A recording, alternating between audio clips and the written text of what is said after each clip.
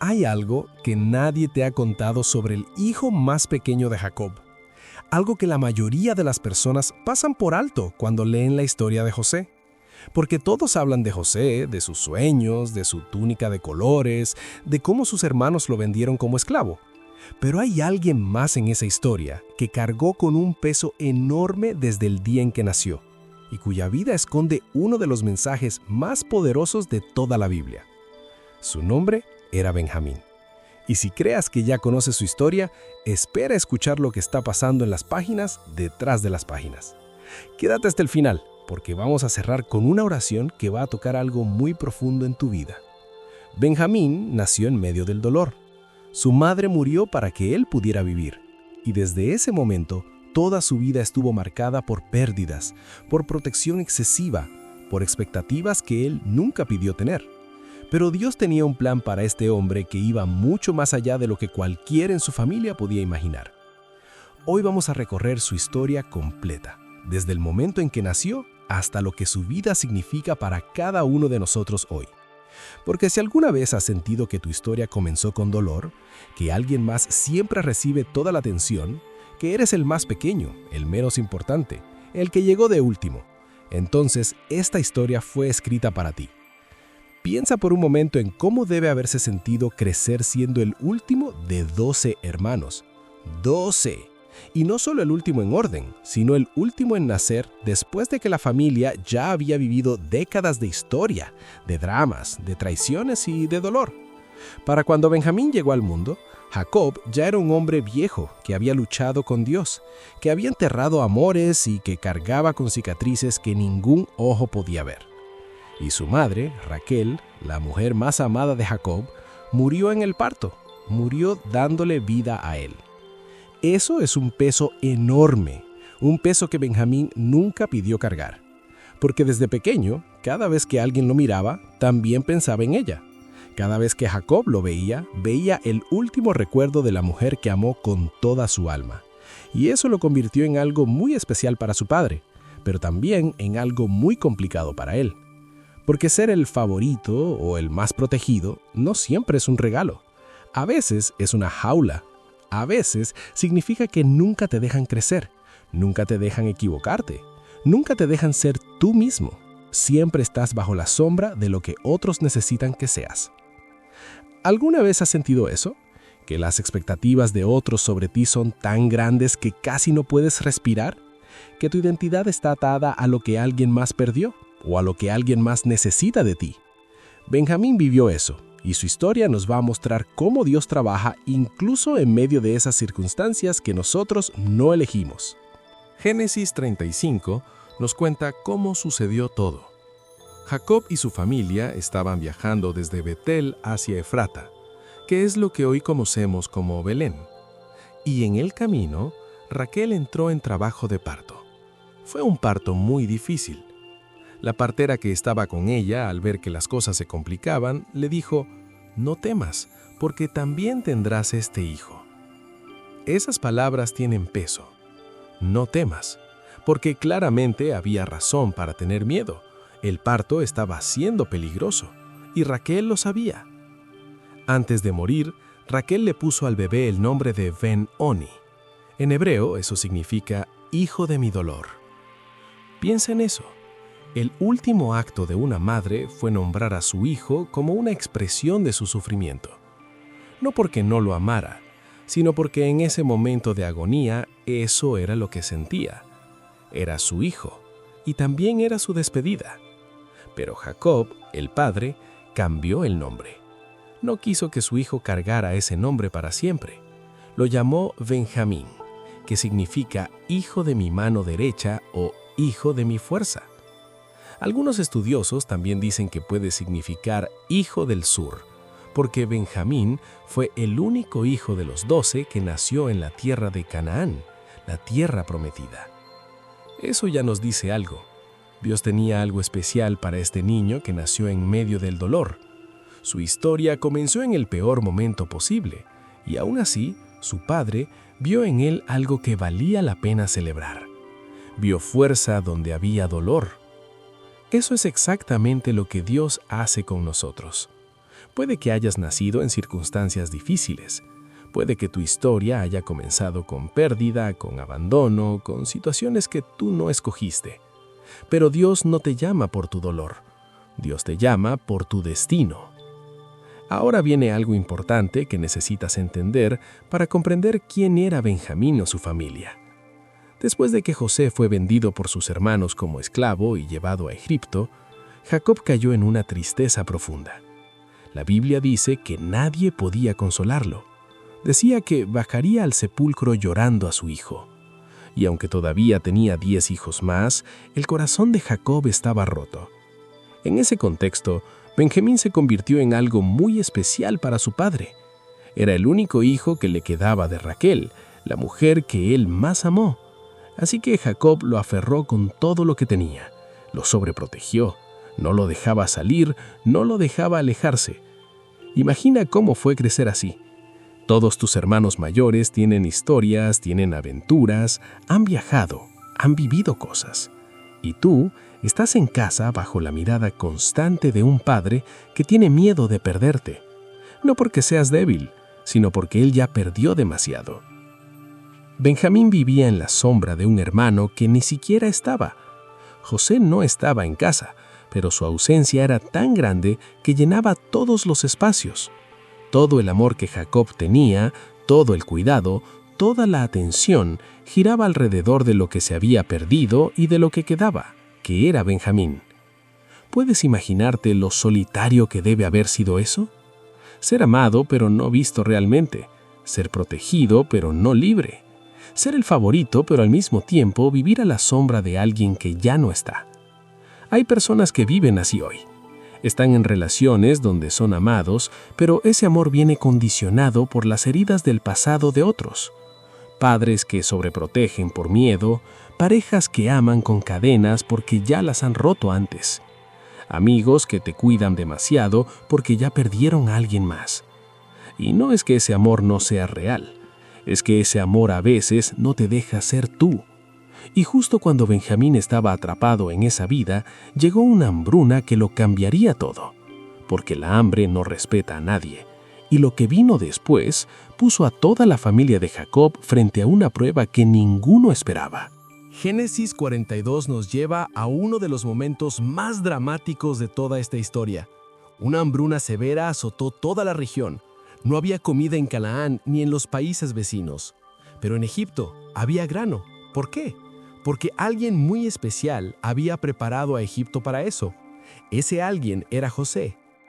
José, el hermano que habían vendido como esclavo hace años, ahora era el segundo hombre más poderoso de todo Egipto.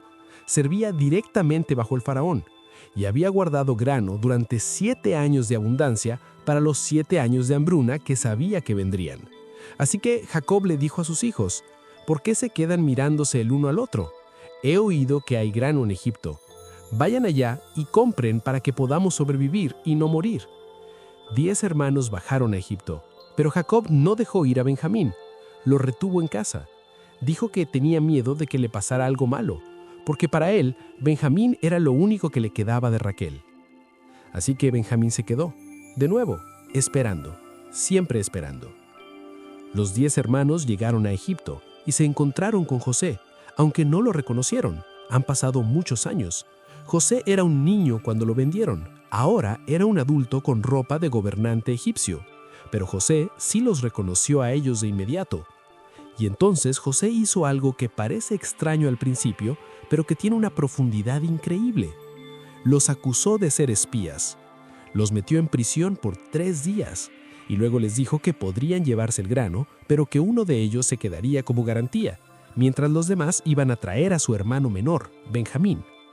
¿Por qué José quería ver a Benjamín? Porque quería saber si Benjamín estaba bien, si su padre y sus hermanos lo trataban bien. Quería ver a su hermano de sangre, el único que compartía la misma madre que él. Los hermanos hablaron entre sí sin saber que José los entendía porque había un intérprete por medio. Y dijeron, sin duda estamos siendo castigados por lo que hicimos a nuestro hermano. Vimos la angustia de su alma cuando nos suplicaba y no escuchamos. Por eso nos ha venido esta angustia. Y José tuvo que darse la vuelta para que no lo vieran llorar. Esto es algo muy poderoso. Los hermanos, en ese momento de crisis, recordaron su pecado, 20 años después. Y lo que habían hecho seguía pesando, seguía presente. La culpa no desaparece porque el tiempo pase, solo desaparece cuando hay arrepentimiento y restauración. Quedó Simeón en Egipto como garantía. Los demás regresaron a Canaán con el grano. Y cuando le contaron a Jacob lo que había pasado, Jacob dijo algo que resume todo el dolor que sentía.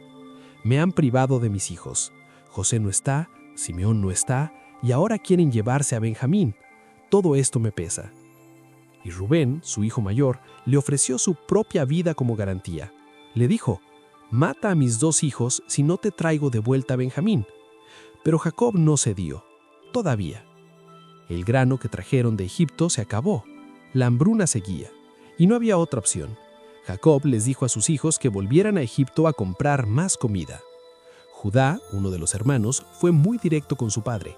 Le dijo que el hombre de Egipto les había advertido claramente que no lo vieran más a menos que Benjamín estuviera con ellos. Si mandas a nuestro hermano con nosotros, bajaremos y te compraremos comida. Pero si no lo mandas, no iremos, porque ese hombre nos dijo, no verán mi rostro si su hermano no está con ustedes. Y entonces Judá hizo algo hermoso. Se ofreció a sí mismo como garantía personal de Benjamín. Dijo, yo seré el responsable de él, de mi mano lo exigirás. Si no te lo vuelvo a traer, seré culpable ante ti para siempre. Este Judá es fascinante, porque recuerda que fue Judá quien años antes propuso vender a José como esclavo en lugar de matarlo. En ese momento, lo que motivó a Judá no fue amor por su hermano, sino conveniencia. No quería sangre en sus manos. Pero ahora Judá está dispuesto a ponerse como garantía. Está dispuesto a quedarse como esclavo si es necesario para proteger a Benjamín. Algo había cambiado en él. Y esto es otra de las capas profundas de esta historia. Dios no solo estaba obrando en la vida de Benjamín, estaba transformando a los hermanos. Estaba usando el hambre, el miedo y el tiempo para trabajar en los corazones de todos. Jacob finalmente cedió. Dijo, si tiene que ser así, entonces háganlo. Lleven al hombre como regalo lo mejor de nuestra tierra. Lleven el doble de dinero y tomen también a su hermano. Que Dios Todopoderoso les dé misericordia ante ese hombre para que suelte a Simeón y también a Benjamín. Y si tengo que perder a mis hijos, que los pierda. Esa última frase es desgarradora. Si tengo que perder a mis hijos, que los pierda. Un padre que ya sufrió tanto, que llega a un punto de rendición total. No de desesperanza, sino de entrega, como si dijera, no puedo controlar esto, solo puedo confiar. Pero lo que estaba a punto de pasar cuando los hermanos llegaron a Egipto con Benjamín fue algo que nadie, absolutamente nadie, se esperaba. Y lo que ocurrió en esa sala cambió la historia de una familia entera para siempre. Génesis 43. Los hermanos llegaron a Egipto con Benjamín, y cuando José los vio, cuando vio a Benjamín, el texto dice algo muy específico. Se le conmovieron las entrañas por su hermano. No dice que sintió alegría solamente, dice que algo se movió profundamente en él. Ese tipo de emoción que sube desde el estómago y no puedes controlar. José salió rápidamente a buscar un lugar para llorar. Se metió a su cuarto y lloró. Luego lavó su cara, salió y se controló, y ordenó que sirvieran la comida. ¿Te das cuenta de lo que está pasando aquí? José lleva años planificando este momento. Sabe que sus hermanos son sus hermanos, sabe que Benjamín es su hermano de madre, y está controlando sus emociones para poder ver algo importante primero. ¿Han cambiado estos hombres? ¿Son los mismos que lo vendieron por 20 monedas de plata o algo en ellos ha cambiado? Y mientras los hermanos están sentados en la mesa, algo los sorprende. Los están sentando en orden exacto de sus edades, del mayor al menor. Ninguno de ellos le dijo a José cuándo había nacido. ¿Cómo sabía ese hombre el orden de sus edades? Se miraron unos a otros sin entender. Y cuando sirvieron la comida, la porción de Benjamín era 5 veces más grande que la de todos los demás. 5 veces más. ¿Por qué? Puede que José quería ver cómo reaccionaban sus hermanos ante eso, si se ponían celosos, si resentían a Benjamín por recibir más. Recordemos que la razón original por la que vendieron a José fue precisamente eso, los celos. Jacob lo favorecía y ellos no podían tolerarlo. Pero aquí no hubo celos. Los hermanos bebieron y estuvieron contentos con Benjamín. Algo había cambiado. Génesis 44. Esta es la escena más dramática de toda la historia. José todavía no se ha revelado a sus hermanos. Primero quiere hacer una última prueba. Quiere saber, más allá de cualquier duda, si estos hombres han cambiado de verdad. José le dice a su mayordomo que llene los costales de los hermanos con grano, que ponga el dinero de cada uno en su costal y que esconda la copa de plata de José en el costal de Benjamín. Los hermanos salieron temprano en la mañana, felices, con Simeón ya libre y con Benjamín sano y salvo. Todo salió bien, se iban a casa. Pero apenas habían salido de la ciudad cuando el mayordomo de José los alcanzó y les dijo: ¿Por qué han pagado mal por bien? ¿Por qué robaron la copa de plata de mi señor? Los hermanos no podían creerlo. Dijeron: ¿Cómo podríamos hacer tal cosa? Devolvimos el dinero que encontramos en nuestros costales. ¿Por qué íbamos a robar plata u oro de la casa de tu señor? Aquel en quien se encuentre la copa, que muera, y nosotros seremos esclavos de tu señor. Bajó los costales de todos, empezó desde el mayor. Uno por uno, los costales se abrían y no había copa. Los hermanos respiraban con alivio con cada costal que pasaba, hasta llegar al de Benjamín. El costal de Benjamín se abrió y ahí estaba la copa. El texto dice que los hermanos rasgaron sus vestidos. Era una señal de dolor extremo, de desesperación total. Y todos regresaron a la ciudad. No dejaron a Benjamín solo. Todos regresaron. Eso ya es muy revelador. Antes, cuando se trataba de José, no hubo solidaridad. Se deshicieron de él sin pensarlo dos veces. Pero ahora, ante la misma situación con Benjamín, nadie corrió. Todos volvieron juntos. Frente a José, Judá tomó la palabra y lo que dijo es uno de los discursos más emotivos y honestos de todo el Antiguo Testamento. Judá le explicó todo. Le habló del padre anciano que amaba a ese hijo porque era el único que le quedaba de su esposa muerta. Le dijo que si el joven no regresaba con ellos, el padre moriría de dolor, porque su alma estaba atada al alma del joven. Y luego dijo algo que lo cambió todo. Ahora, por favor, permite que tu siervo quede en lugar del joven, como esclavo de mi señor, y que el joven vaya con sus hermanos. Porque ¿cómo podré yo regresar a mi padre si el joven no está conmigo? No podría ver el dolor que vendría sobre mi padre. Judá, el mismo hombre que propuso vender a José, ahora estaba ofreciendo su propia libertad para proteger a Benjamín. Estaba dispuesto a ser esclavo para que el hijo más pequeño de Jacob pudiera regresar a casa. Eso es una transformación real, no de palabras, de acciones. Y lo que José hizo en ese momento dejó a todos en la sala sin palabras.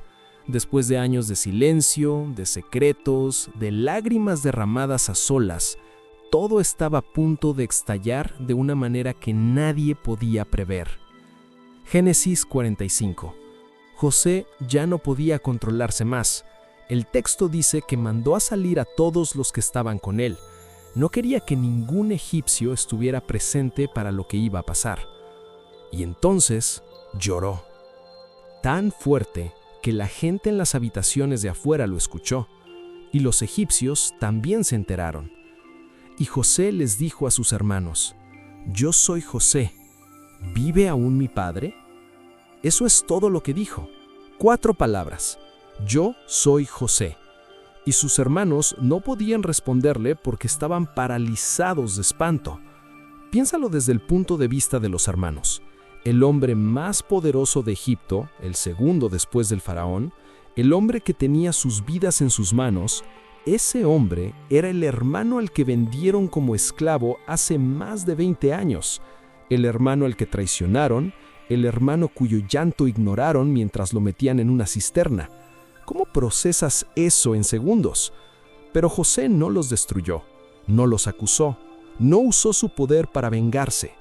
Al contrario, se acercó a ellos y les dijo: «Vengan a mí».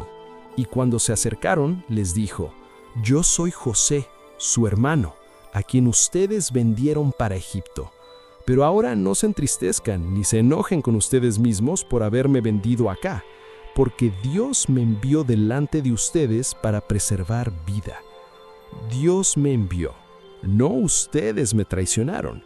Dios me envió». Esa es una de las frases más poderosas de toda la Biblia, porque José no estaba negando lo que sus hermanos hicieron. Lo que ellos hicieron fue real, fue cruel, fue injusto. Pero José había encontrado algo más grande que la injusticia. Había encontrado el propósito de Dios dentro del dolor. Y entonces, en medio de ese momento de revelación total, José preguntó por Benjamín, su hermano de madre, el que había crecido sin él, el que llevaba todo ese tiempo siendo el hijo más pequeño, el más protegido, el que cargaba con el nombre de el que le quedaba a Jacob. Cuando vio a Benjamín, cayó sobre su cuello y lloró, y Benjamín lloró sobre el cuello de José. Dos hermanos que nunca tuvieron la oportunidad de crecer juntos. Dos hijos de Raquel, separados por la maldad de otros, reunidos por la gracia de Dios. Ahora, quiero que pares un momento y pienses en el papel de Benjamín en toda esta historia. Benjamín no habla en ningún momento de la narrativa. No da un discurso, no da instrucciones, no toma decisiones. Él simplemente está ahí. Es llevado de un lado al otro, primero protegido en casa, luego arrastrado a Egipto, luego acusado de robo, luego restaurado. ¿Y sabes qué? Eso es muy significativo, porque Benjamín, sin hacer nada, fue el catalizador de la restauración de toda la familia. Su presencia fue lo que hizo que José finalmente se rebelara. Su posible pérdida fue lo que hizo a Judá se rendiera completamente. Su inocencia fue lo que expuso el corazón de sus hermanos. Dios usó a alguien que no tenía poder aparente, que no tenía voz visible en la historia, para mover el corazón de todos los demás. A veces pensamos que para ser usado por Dios necesitamos tener grandes discursos, grandes talentos, grandes plataformas, pero Benjamín nos muestra que Dios puede usar nuestra mera presencia para cambiar una historia completa. Pero la historia de Benjamín no termina con el reencuentro en Egipto. Lo que vino después, cuando toda la familia se mudó, cuando Jacob llegó a ver a José, y especialmente lo que Dios dijo sobre Benjamín antes de morir Jacob, eso todavía tiene algo más que decirte. Cuando Jacob estaba a punto de morir, reunió a todos sus hijos para darles una bendición profética. Génesis 49 nos registra lo que Jacob dijo sobre cada uno de sus hijos, y cuando llegó a Benjamín, dijo algo que suena extraño a primera vista. Benjamín es un lobo rapaz. Por la mañana devora la presa y por la tarde reparte el botín. Un lobo. No exactamente la imagen que esperaríamos del hijo más pequeño, del más protegido, del que cargó tanto dolor.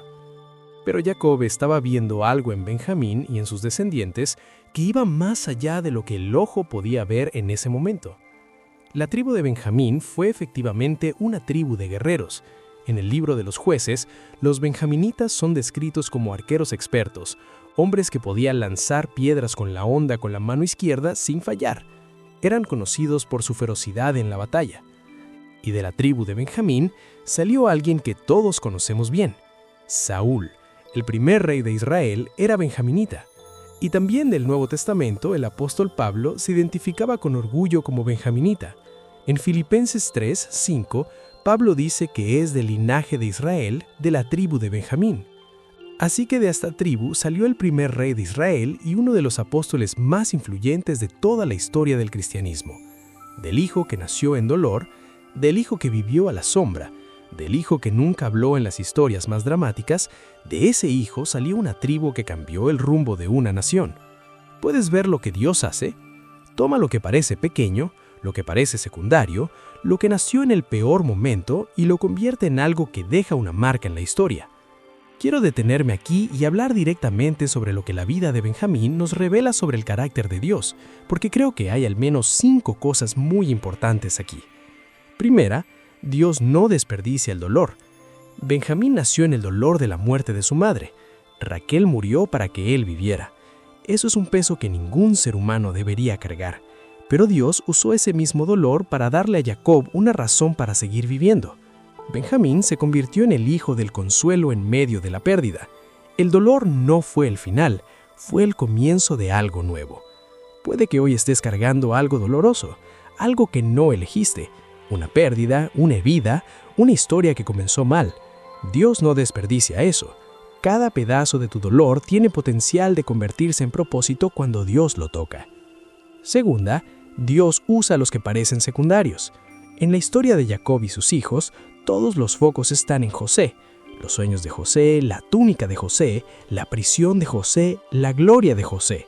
Pero Benjamín, el que nunca tuvo un gran protagonismo narrativo, fue el instrumento que Dios usó para unir lo que estaba roto. Si hoy sientes que no eres el protagonista, que otros reciben más atención, que tu historia no parece tan importante, recuerda a Benjamín. Dios no siempre usa a los más visibles. A veces usa a los que están en el fondo para mover todo lo que está enfrente. Y hay algo más que quiero mostrarte sobre Benjamín que casi nadie menciona y que conecta directamente con el Evangelio de Jesús de una manera que te va a cambiar la perspectiva completamente. Tercera, la intercesión cambia historias. Judá se interpuso entre Benjamín y la esclavitud. Ofreció su vida por el hermano más pequeño. Y eso fue lo que rompió a José. La disposición de un hombre a sacrificarse por otro. ¿No te recuerda eso a alguien? A alguien que también se interpuso entre nosotros y las consecuencias de lo que merecíamos. A alguien que dijo, tomen a mí en lugar de ellos. A alguien que ofreció su vida para que nosotros pudiéramos ser libres. Judá prefiguró a Jesús en ese momento. Y es hermoso que precisamente de la tribu de Judá nació el Mesías. El que se intercedió por Benjamín es antecesor del que se intercedió por toda la humanidad. Cuarta, Dios puede restaurar lo que parecía imposible restaurar. Dos hermanos, una familia quebrada por celos, traición, mentira y dolor. Años de separación. Y sin embargo, en una sala en Egipto, todo eso se restauró. No fue fácil, no fue rápido, tomó años, hambre, miedo y pruebas, pero sucedió. Si hoy estás creyendo que tu familia no tiene solución, que esa relación rota es demasiado vieja para sanar, que hay demasiado daño para que haya reconciliación, recuerda esta historia. Dios es especialista en restaurar lo que pensamos que ya no tiene remedio. Quinta, tu historia no termina donde comenzó. Benjamín comenzó en el dolor y terminó siendo el padre de una tribu de guerreros. Comenzó como hijo de mi dolor y fue renombrado como hijo de mi fuerza. Comenzó siendo el más pequeño, el más protegido, el que nunca podía salir, y terminó siendo el linaje del que salieron un rey y un apóstol. Tu historia no termina donde comenzó. El capítulo 1 no define el capítulo 20. Y lo que Dios tiene planeado para ti va mucho más allá de donde estás parado hoy. Quiero llevarte a algo que me parece absolutamente fascinante.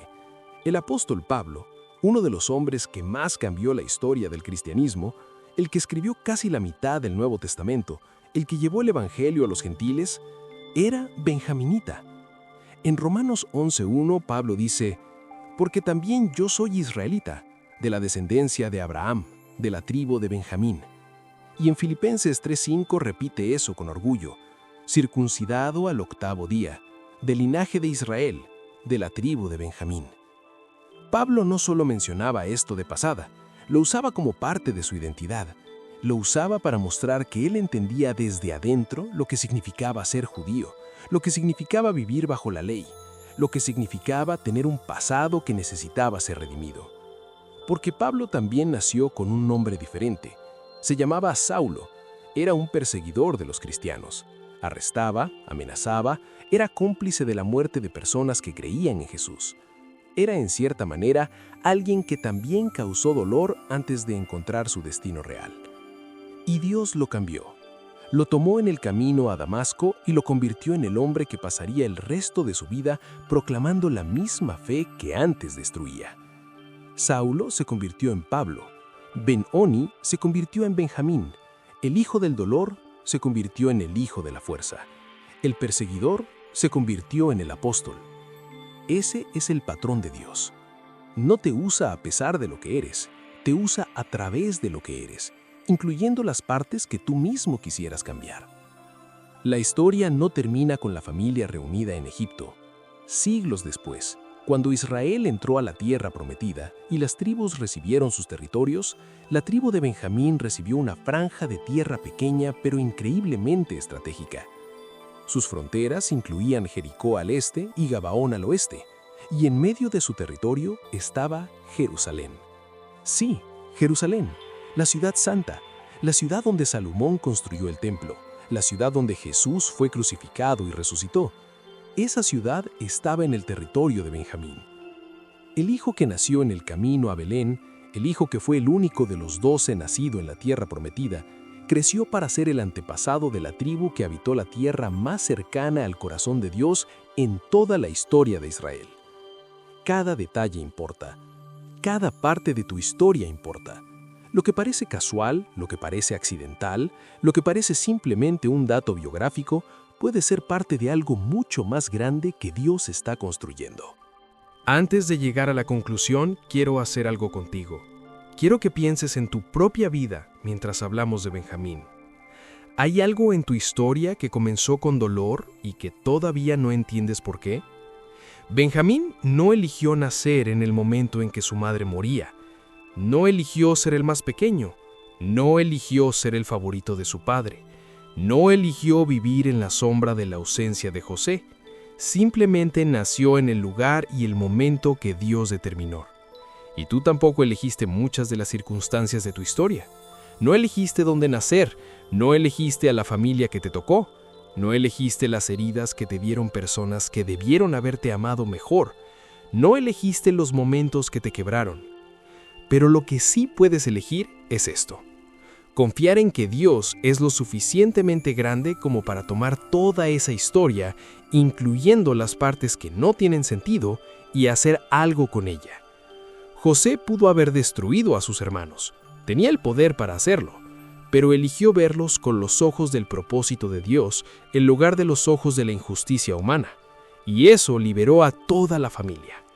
Judá pudo haberse quedado callado, pudo haber dejado que Benjamín se quedara como esclavo y volver a casa como una historia inventada, pero eligió interceder, eligió ponerse en el lugar de otro, y eso rompió el corazón de José y detuvo años de silencio y separación. Jacob pudo haberse negado a dejar ir a Benjamín hasta el final, pero en un momento de rendición total dijo: que Dios Todopoderoso les dé misericordia. Soltó el control, y eso abrió la puerta para que toda la familia se reuniera. Las decisiones de rendición, de intercesión y de perdón cambian historias. Las tuyas también pueden. Y hay una última cosa sobre Benjamín que quiero mostrarte antes de cerrar.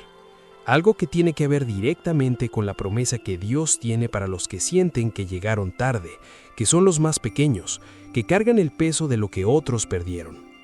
En Deuteronomio 33, Moisés bendijo a las tribus de Israel antes de morir, y cuando llegó a la tribu de Benjamín, dijo esto: el amado del Señor habitará seguro cerca de él, lo cubrirá todo el día y entre sus hombros morará.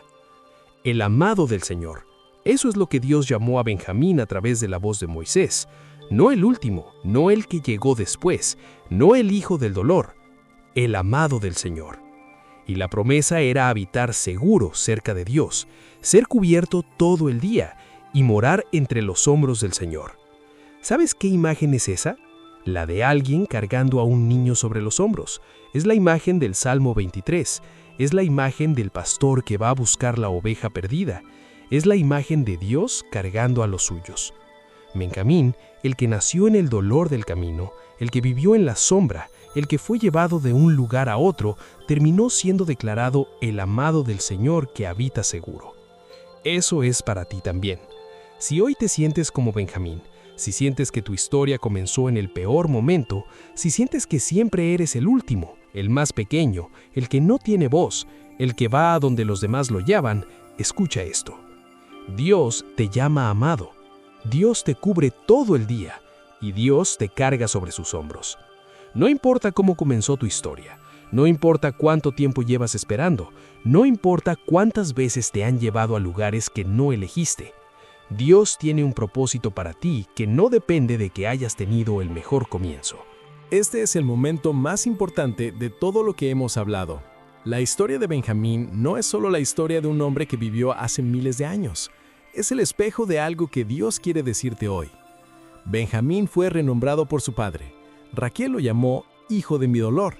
Jacob lo llamó hijo de mi fuerza. Dos nombres, dos identidades. Una elegida por el dolor humano, otra elegida por el amor de un padre.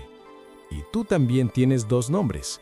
Tienes el nombre que te dio el mundo, el fracasado, el que llegó tarde, el que no fue suficiente, el que no encaja, el que está roto. Y tienes el nombre que te da tu Padre Celestial. ¿Sabes cómo te llama Dios?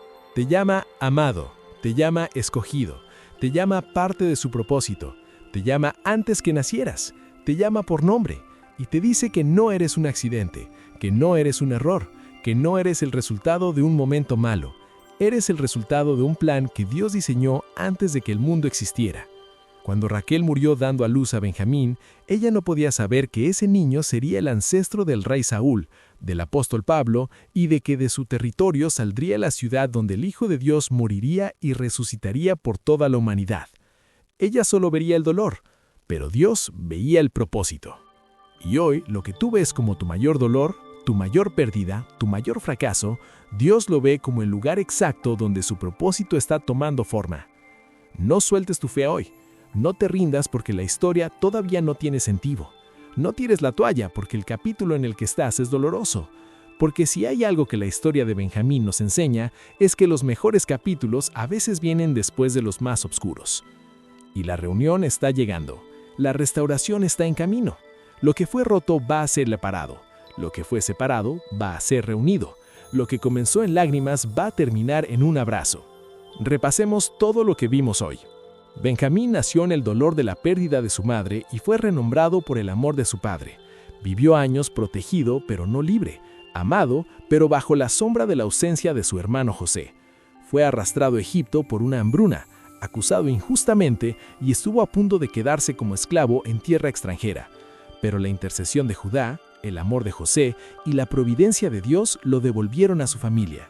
Y de su tribu salieron un rey, un apóstol y la tierra donde el Mesías cumplió la obra más grande de la historia. Su historia nos enseñó que Dios no desperdicia el dolor, que los que parecen secundarios pueden ser los más importantes en el plan de Dios, que la intercesión cambia historias, que Dios puede restaurar lo que parece imposible y que tu historia no termina donde comenzó. Y la bendición de Moisés sobre la tribu de Benjamín sigue siendo verdad hoy. El amado del Señor habita seguro cerca de él. Dios lo cubre todo el día y entre sus hombros mora.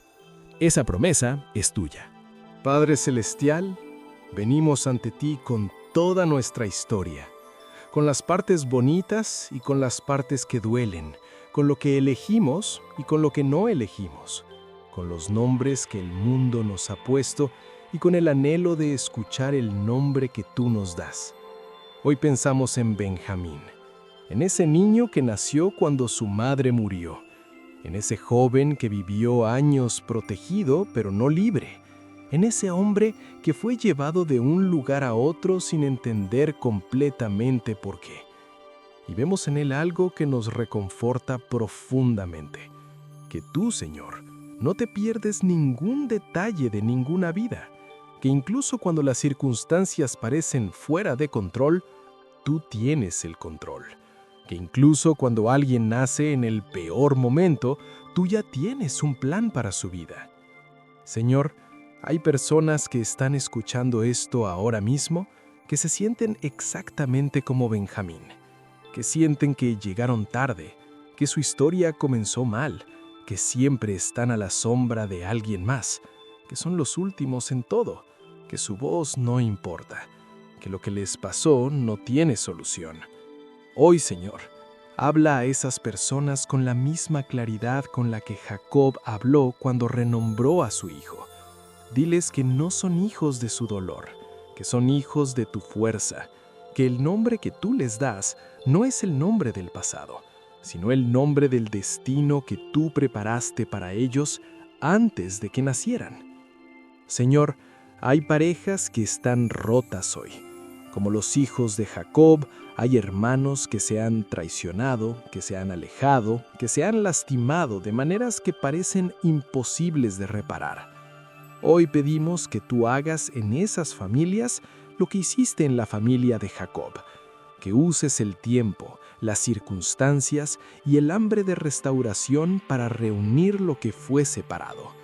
Que haya un momento de revelación donde las lágrimas fluyan y los abrazos reemplacen los años de silencio. Señor, hay personas que están cargando el peso de haber hecho daño, como los hermanos de José que durante años cargaron la culpa de lo que le hicieron. Hoy permíteles soltar ese peso. Permíteles ver que hay restauración disponible para ellos también. Que el perdón no cancela lo que pasó, pero sí abre la puerta para lo que puede venir.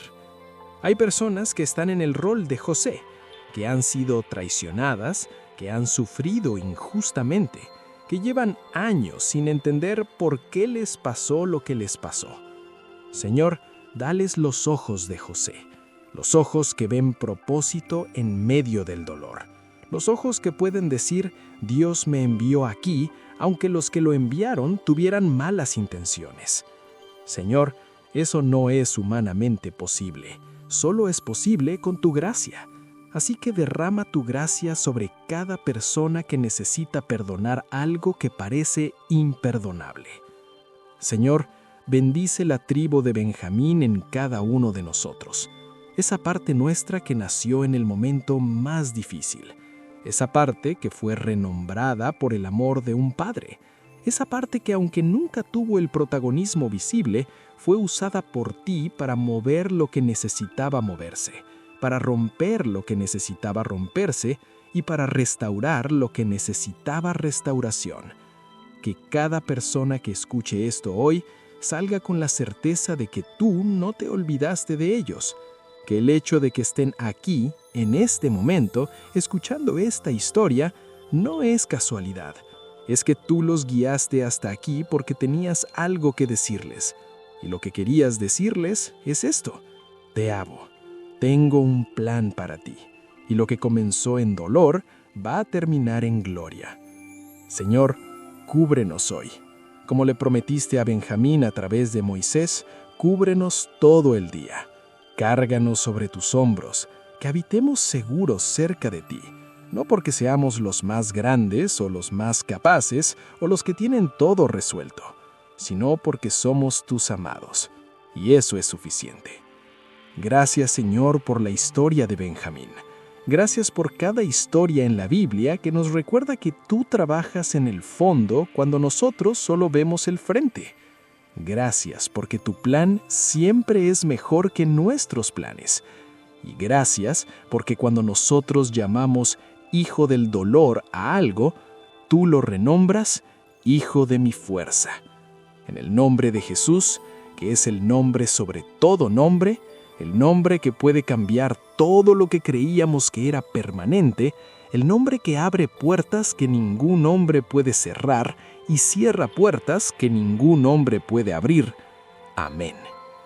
Si esta historia de Benjamín te mostró cuánta profundidad hay en los detalles que parecen pequeños, entonces tengo que invitarte a ver el video que hice sobre el matrimonio más extraño de toda la Biblia. Porque si crees que la historia de Benjamín tiene capas sorprendentes, espera a conocer el drama familiar en el que él nació. Hablo de Jacob, Raquel y Lea, un hombre que amaba a una mujer, pero terminó casado con 2 hermanas. Celos, envidias, una competencia despiadada por el amor y por los hijos, y 4 mujeres en la misma casa. Suena a telenovela, pero es historia bíblica. Te dejo el video aquí en pantalla y en la descripción. Se llama El matrimonio más extraño. ¿Por qué Dios permitió que Jacob se casara con 2 hermanas? Porque cuando entiendes de dónde vino Benjamín, entiendes mucho mejor por qué su historia terminó como terminó. Haz clic en pantalla y nos vemos allá.